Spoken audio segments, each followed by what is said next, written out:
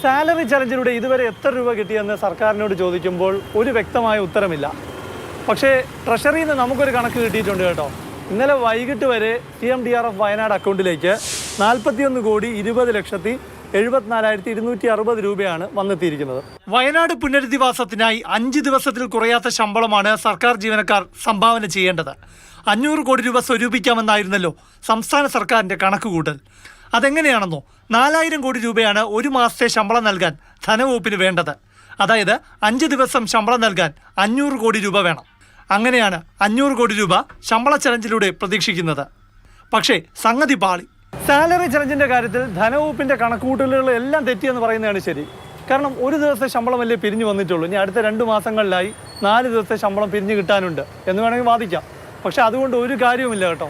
എന്താണെന്നോ, ഒരു ദിവസത്തെ ശമ്പളം പിടിച്ച സെപ്റ്റംബറിൽ 40 കോടി രൂപ കിട്ടിയതിനാൽ 2 ദിവസത്തെ വീതം ശമ്പളം പിടിക്കുന്ന ഒക്ടോബറിലും നവംബറിലും 80 കോടി രൂപ വീതം കിട്ടുമെന്ന് ചിന്തിക്കാം.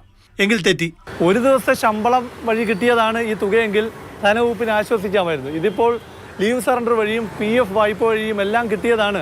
ഈ 5 ദിവസത്തെ തുകയാണ് ഈ 41 കോടി എന്നത്. അങ്ങനെ ചലഞ്ചിന്റെ ഭാഗമായവർ മുഴുവൻ ഒരു ഗഡുവായി 5 ദിവസത്തെ ശമ്പളം നൽകി കഴിഞ്ഞു.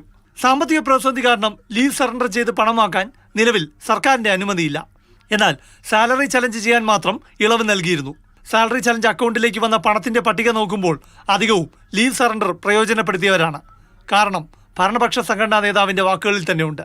ജീവനക്കാരുടെ അസംതൃപ്തിയുണ്ട് എന്നുള്ള കാര്യത്തിൽ ഒരു സംശയമില്ല. അതിനകത്ത് നമുക്കറിയാമല്ലോ, 4 ശമ്പളം കുറഞ്ഞാൽ 20% ശമ്പളം, 21% ശമ്പളം 100 നിന്ന് 21 കുറയുക എന്ന് പറഞ്ഞാൽ സാധാരണക്കാരായ ജീവനക്കാർക്ക് അക്ഷരാർത്ഥത്തിൽ പട്ടിണിയാണ്. ഇനി ഇതൊന്നുമല്ല, വേറൊരു കാര്യം കൂടിയുണ്ട്. സാലറി ചലഞ്ച് അക്കൗണ്ടിലേക്ക് പെൻഷൻകാരും പണം ഇടുന്നുണ്ട്. അതായത് ഈ 41 കോടി എന്നത് പെൻഷൻകാരുടെ കൂടി സംഭാവനയാണ്.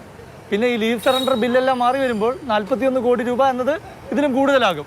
പക്ഷെ എന്തായാലും ഒക്ടോബർ നവംബർ മാസങ്ങളിൽ 4 ദിവസത്തെ ശമ്പളമായി നൽകുന്നവരുടെ തുക മാത്രമേ ഉണ്ടാകൂ. ലീവ് സറണ്ടർ PF ഒന്നും ഉണ്ടാകില്ല. അതായത് 180 കോടി രൂപയെങ്കിലും ഈ ശമ്പള ചലഞ്ചിലൂടെ ലഭിച്ചാൽ അത്ഭുതമെന്ന് പറയാം. പ്രശാന്ത് കൃഷ്ണ, മാതൃഭൂമി ന്യൂസ്, തിരുവനന്തപുരം.